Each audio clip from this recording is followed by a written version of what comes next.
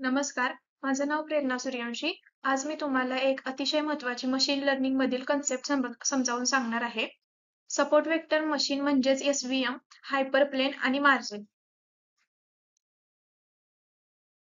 आता प्रश्न येतो की डीप लर्निंग आणि आर्टिफिशियल इंटेलिजन्सच्या संदर्भातील ही एसव्हीएम संकल्पना का महत्त्वाची आहे? एसव्हीएम हे क्लासिफिकेशनसाठी एक पॉवरफुल अल्गोरिदम आहे.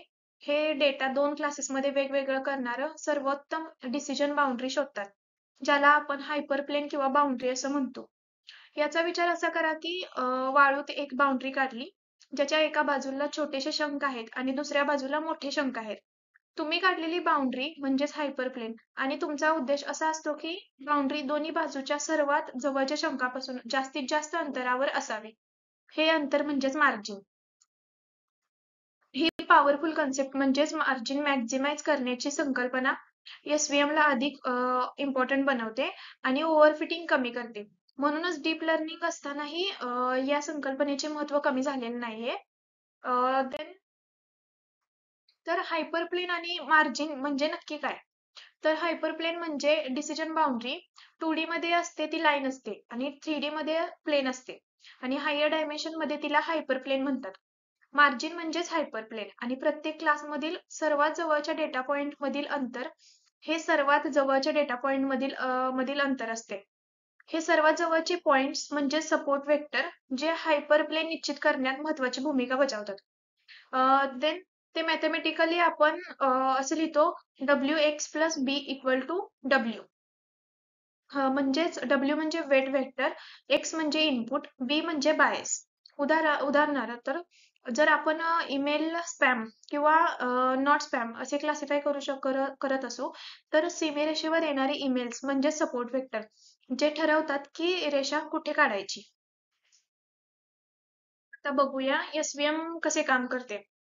सर्वप्रथम लेबल ट्रेनिंग डेटा घेतला जातो.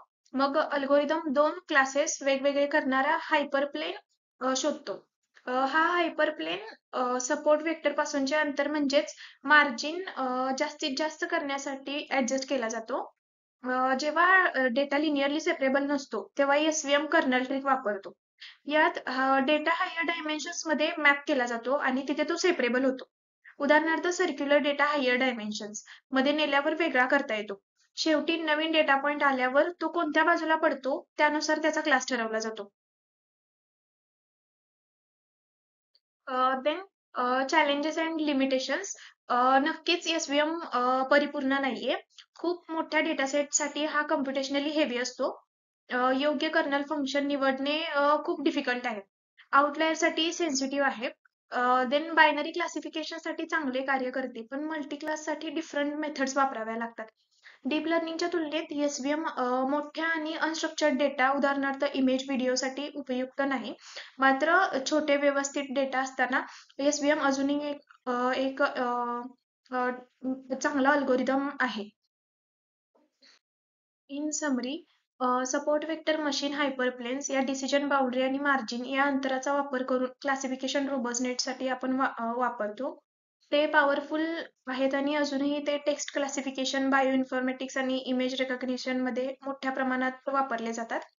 इन फ्युचर एसव्हीएम आणि डीप लर्निंग एकत्र केल्यास हायब्रिड मॉडेल तयार होतील, ज्यातून नवीन संधी निर्माण होऊ शकतात.